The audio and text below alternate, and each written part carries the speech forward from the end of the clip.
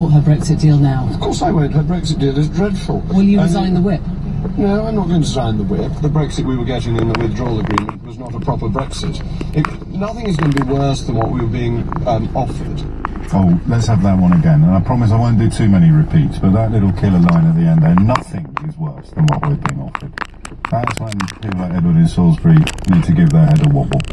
This honourable man is describing what he's doing as the worst of all available options, including remaining in the European Union, something that Boris Johnson has explicitly described as better in the terms of the deal he's now thinking of voting for. So, what's more with feeling? Let's cut to the chase. Will the ERG, will you support her Brexit deal now? Of course I won't. Her Brexit deal is dreadful. Will you resign the whip?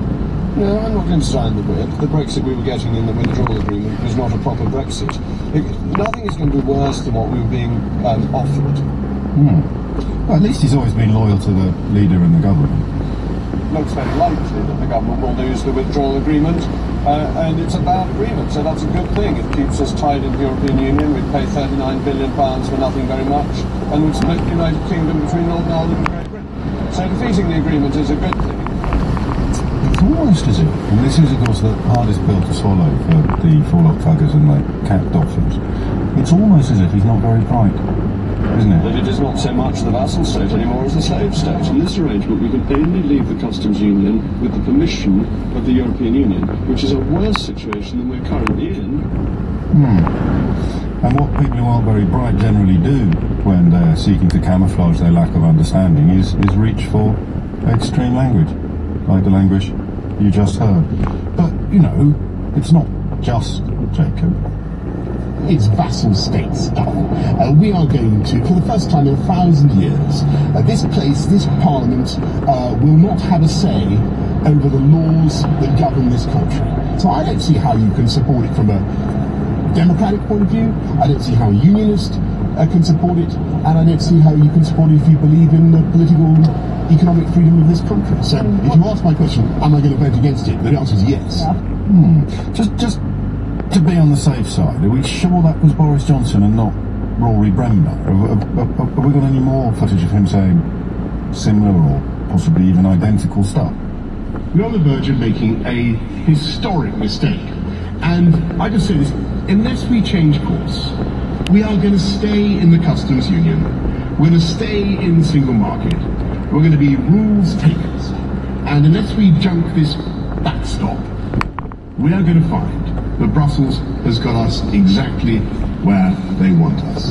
That's a lie. Brussels wants us in the European Union, of course, as full participating members. What Boris Johnson revealed there, and this is genuinely astonishing when you properly pause to contemplate it, what Boris Johnson is describing there is the United Kingdom being turned into precisely the nation that they claimed we were when they were persuading us to leave the European Union. This idea that we are beholden to externally imposed rules, regulations, even laws. This idea that we are powerless to promote our own voices and our own policies. That was a lie before the referendum, but it worked because many people voted to leave this non-existent tyranny.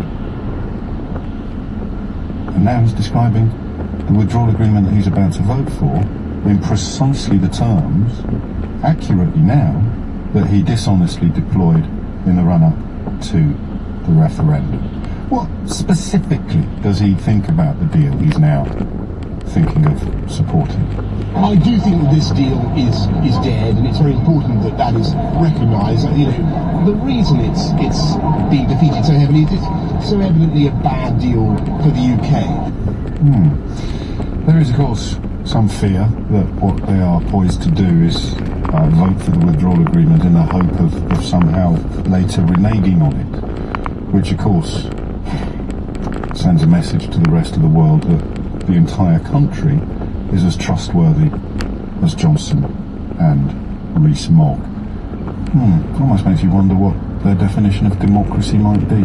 All this nonsense we would have to implement with no ability to change or resist. That is not pragmatic. That is not a compromise.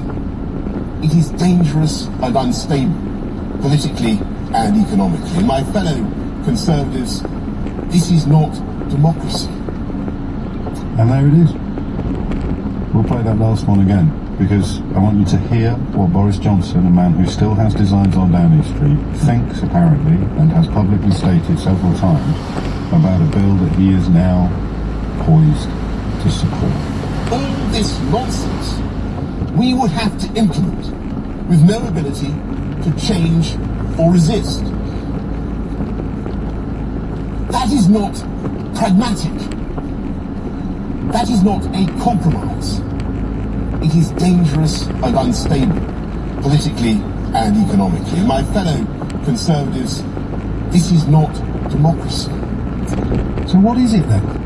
0345 6060 Roger and Paul, thank you for your patience. I'll be with you first up after the break. After them it could of course be you. The question is, having heard those 8 excerpts from the public statements of these two men, how do you feel if you were, or possibly, as the lad in Salisbury reminded us is possible, still are, impressed by them, seduced by them, inspired by them?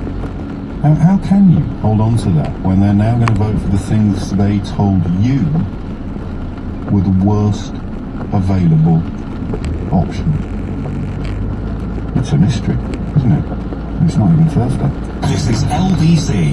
From big business owner to small startups, For me, that's why the startup failure rate is high, because they don't know how to market and sell themselves. Join Ian Dale every Thursday evening from 8 for the LBC Business Hour with BT, helping you to be there for the moments that matter in business. And LBC. At Experian.co.uk, we know being single's no fun. That's why we do everything we can to help you meet your ideal match, your data self. Until I met my data self, I had no idea which credit card was right for me. He was able to show me the ones I was eligible for before I even applied. It really has changed my life.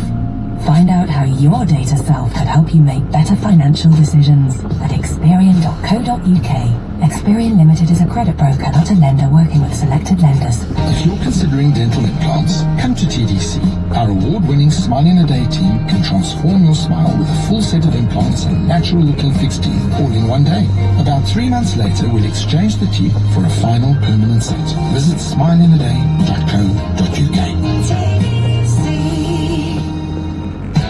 This June, Prostate Cancer UK is marching for men again. Join us at Queen Elizabeth Olympic Park in London on the 15th of June at our March for Men. Walk with thousands of people like you to help beat prostate cancer, the most common cancer in men. Bring your friends, family, and even your dog. Search March for Men online and sign up today with Prostate Cancer UK. Men, we are with you.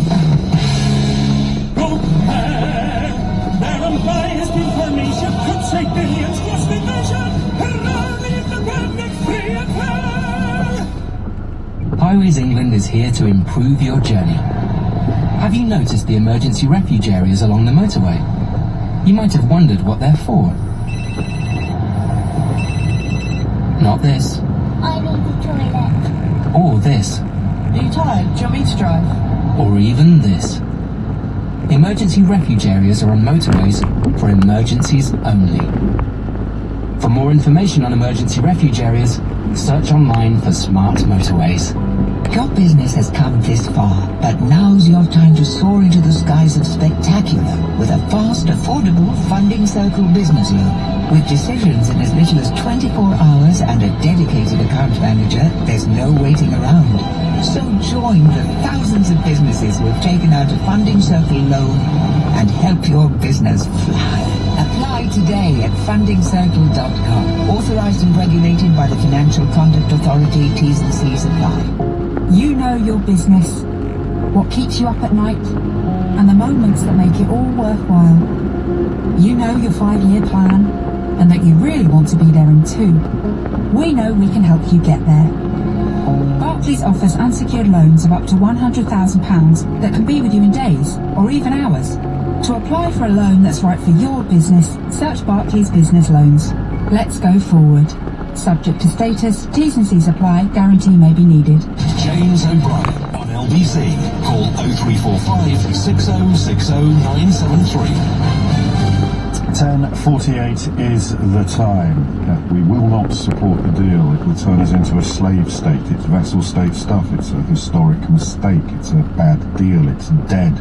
This is not democracy. All descriptions applied to Theresa May's so-called withdrawal agreement by two prominent advocates of Brexit, two extremely wealthy enemies of the elites, Jacob Rees-Mogg and Boris Johnson. So how come they get to do this and you don't?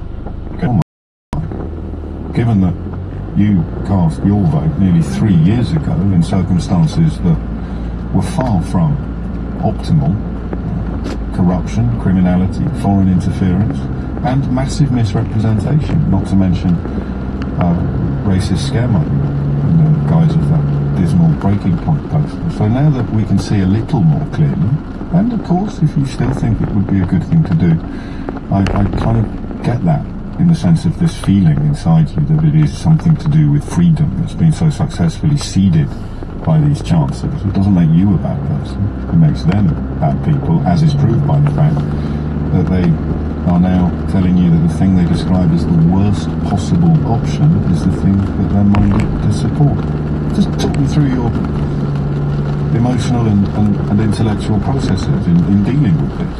And you don't have to thank me for having prepared you for this betrayal and disappointment by pointing out repeatedly over the last 3 years that they were the charlatans in chief of the whole sorry project.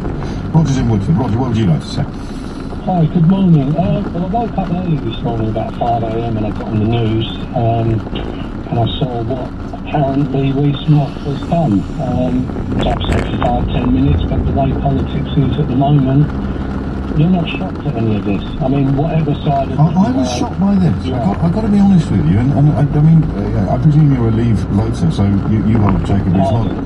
You hold Jacob Rees-Mogg in much higher regard than I do. I think he's as low as a snake morally, but I'm amazed you're not shocked by it. You heard all those clips. So, you know. Yes, but he's on your side. He's one of the leaders of your team. Well, he, you know, this withdrawal agreement is remain minus. That's what I believe. So do I. I mean, I just want to say one thing. I read it, you know, speedily over a few days, different sections, but I read every section. Article 132 begins, a very short article, and it begins about saying Article 126 is the 2-year You might be in danger of losing the room here, Roger, but crack on. Well, basically it says that the transition can be extended till the end of 2099, 20XX. So that is something that if Rees-Mogg has been going on how he has been going on, he couldn't vote for this document, for this agreement, just because of that one article. I'm not 100% sure what you're referring to, but he is going to vote for it as things stand. He's taken out, or he's gifted the front page of the Daily Mail. So I just want to take you back to the... But we know he isn't. I've changed my mind, and therefore I should just go and do something else for a living. Yes, but he's not honourable. He won't resign the whip. He needs the oxygen of publicity. He's drunk on the attention and the power. But I'm most interested in that thing you said at the outset about not being shocked. I mean, who's left then? Both sides of this divide. I mean, I know that you're leaning against, you know, the people who have apparently not been honest on the Leave side, but they're all over the place. There's nothing apparently about it. No, because we've narrowed it right down to the two people left who were still paw to paw in the cheers of the extreme wing of the newspaper industry, and of course the most embedded and entrenched Brexit supporters. They are the heroes, Rees-Mogg and Johnson. They have both collectively climbed up onto a high tower and urinated all over you, Roger. Yeah, well, and a lot of other people too. Well, obviously not just you. That would involve AIM, but I think is probably beyond both of their skill sets. He's going to have to come out today, especially. I think you interviewed him, and I think you gave him a hard time. He's got to come out to all you people and everybody and explain. But this is where I want to put my arms around you. He will come out and he'll say stuff in his posh voice, and a certain type of person will think that because it's all posh and plausible, it's something other than utterly corrupt hokum. Look, mate, the man has given a masterclass in deceit and hypocrisy to the entire country, and there is a significant swathe of the people on your side of the argument, not you, clearly, who will thank him for the insults. And well, look, Boris made himself a fool, when he was Foreign Secretary. So once someone's like that, I haven't really got much time for him. But today is now the day where you look at Rees-Mogg and go, what's going on? What is going on? I mean, well, it is for you, Rog. It's not for me. Today is the day when I look at Rees-Mogg and point to him and say to you, you see, Roger, why didn't you trust me? Well, let me tell you two things. Go on. Five of us in my family are of voting age, and 4 of them voted Theresa May last election. I said, you can't trust what they're going to do. They're going to... it was mainly about the referendum.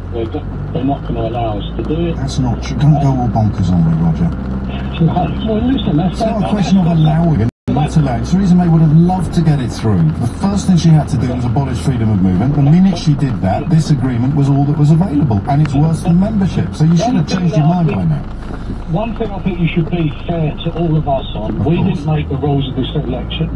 We didn't allow the referendum, and Dave Cameron made it crystal clear. He said it so many times in a few weeks before the referendum. Be clear, this is all in or all out. So he said it wasn't us, mere mortals. I'm with you on that. If you're inviting me to join you in considering David Cameron to be arguably the only man whose villainy stands comparison with Rees-Mogg and Johnson, then, mate, I'm all in, Roger. Seriously, I'll buy a ticket. I did start with him, but he's not a player in the game at the moment. The only 2 players in the game that we're discussing today are the 2 players who last week were describing the offside rule as being a terrible blight upon the beautiful game, and this week they're describing it as the best available option, and they're definitely going to vote for it. Roger, you must have changed your mind by now. I think, would you agree with me yes. that the only way that we're going to get what Cameron said a leave victory would mean, the only way to get that is if we had a general election or when one comes up? No, God no. No, I'll take another vote on this specific issue, but when it comes to the thought of another general election, I think we're all Brenda from Bristol now. Roger, mate, there you go. 10:56 is the time. 03456060973. I don't know whether should we take votes on which is our favourite. Yeah, this is a contender for me. But it is not so much the vassal state anymore as a slave state. In this arrangement, we can only leave the customs union with the permission of the European Union, which is a worse situation than we're currently in. There you go, right there. This is a worse situation than we're currently in. For this man to stand up in public and say to you, someone who trusted him, I'm now going to vote to make things worse than they currently are, is precisely what I meant yesterday when I described the debasement of democracy. So all you've got left is the feeling, because the facts are, as just relayed by J-Dog, the facts are that this is worse than what we currently have. It's not me saying that, it's him. Those are the facts.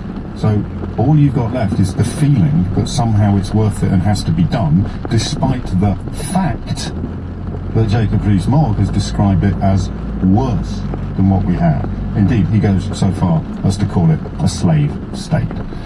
Paul's in Wolverhampton. Paul, facts or feelings? Well, facts. Rees-Mogg and Johnson are easy targets today because events have overtaken them and they're being forced to move their position. Facts, not feelings, remember? Yeah,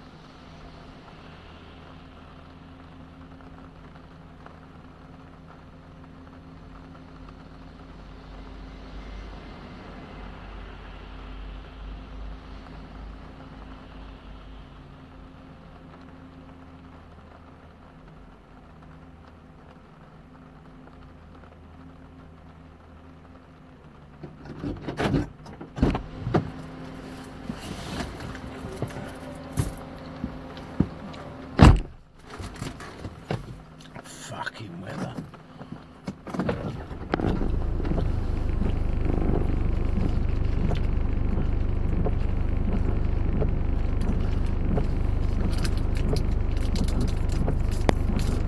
Mate, have a lovely day. It's worse than what we've currently got, and Paul's all for it, because there's something about being in the short term. Possibly. Oh, mate, seriously, nothing but love for you, and the appalling corruption that's been visited upon you by these people. All three of them, actually. I think Roger was right. Boris Johnson. And here, Play LBC. leading Britain's conversation, this is LBC. From Global's newsroom, MPs will take control of Commons business this afternoon to stage indicative votes on a range of alternative Brexit options. 16 ideas have been put forward, and the Speaker will select a handful to be on the ballot paper for MPs to choose from. Theresa May says even if one camp comes out on top, it won't necessarily change government policy. Shadow International Trade Secretary Barry Gardiner has outlined Labour's approach. Should there be no other deal that can get through, and should we be heading for a damaging no deal or a damaging Brexit like the Prime Minister's, which would damage our economy, then we would support a second referendum. The Commons leader Andrea Leadsom has told LBC she's still hopeful the Prime Minister could bring back her Brexit deal for a third time this week. A number of Tory rebels have signalled they're now prepared to back it. The family of the late Welsh Government Minister Carl Sargent has won a High Court challenge over the inquiry into the way he was sacked. He took his own life days after losing his cabinet position after claims of inappropriate conduct against women. Judges ruled that the then First Minister Carwyn Jones acted unlawfully by being too close to the investigation and hampered its independence. Shares in Debenhams have risen by around a third this morning after a takeover bid from Sports Direct. The £61 million offer is conditional to Mike Ashley taking over as chief executive. He already owns 30% of the chain, which says it's considering the bid. The European Commission has approved plans to fit all new cars with speed limiting technology from 2022. The equipment automatically restricts vehicles from going above the limit. Campaigners say it's a landmark day for road safety. Jim Holder from Autocar and What Car magazine has told LBC he has concerns. Initially, at least, the system will be overrideable by the driver. There will be the option of switching it off. But of course, when you're in that panic situation, when you're trying to use the speed to join a motorway safely, filter into traffic, to face that tractor head on and want to accelerate out of trouble. Exactly. An extra job to be doing, trying to find how to override it. The US Vice President Mike Pence has called for American astronauts to return to the moon within 5 years. He's calling for an accelerated pace by NASA towards the goal. Mr. Pence says NASA's rockets and lunar landers will be replaced by private craft if required. The LBC Markets report a short time ago the FTSE 100 was down 20 points at 71.75 and the pound buys $1.32 and €1.17. LBC weather mostly fine and dry, the best of the sunshine in Wales, the West Country and parts of eastern England. Cloudy with some patchy drizzle for the northwest of Scotland, a high of 15 degrees. From Global's newsroom for LBC, I'm Simon Conley. EU exit. My business plan. Exports. Facts. Leaving the EU may mean your business needs to prepare for change. Even if you think your business won't be affected, it's worth double checking. To help you prepare your business, you can find guidance and up-to-date information at gov.uk/EU exit. This is LBC from Global, leading Britain's conversation with James O'Brien.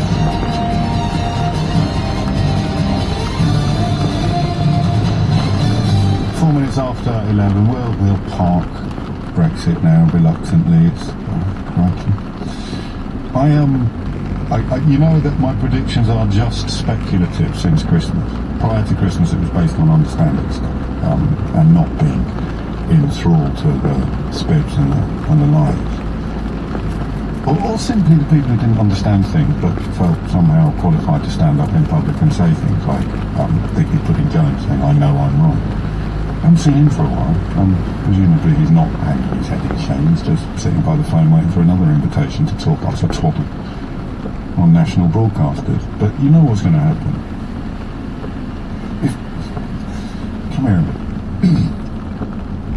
if you had to pick a conclusion that best reflected and encapsulated, I had this thought while talking to the chap in Wolverhampton a moment ago, if you had to pick a conclusion that best encapsulated the madness of the last 3 years, there's quite a lot to be said for the idea, isn't there, that we're going to end up with a Brexit described by the top Brexiteers as worse than remaining. That's what we... Oh boy, that's what we've done to ourselves. Whoa. We're going to end up... If she gets it through, and... I mean, I'm split in three personally on what's going to happen next. I've got no idea, but I'm just sort of working on the principle that Brexit, since June 2016, has essentially delivered the most delusional, the most bonkers results, whatever the calculation has been.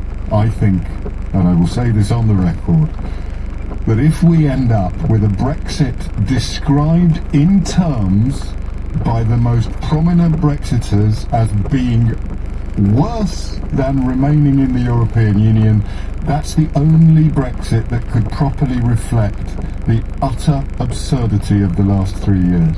What do we want? Brexit that's worse than remaining. When do we want it? When you're ready? When they let us?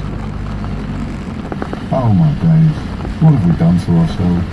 What an utterly ridiculous exercise in international humiliation. We're going to get a Brexit that Rees-Mogg and Johnson, and everybody frankly, knows is worse than being in. And it's going to get voted for in our parliament. Maybe. That is...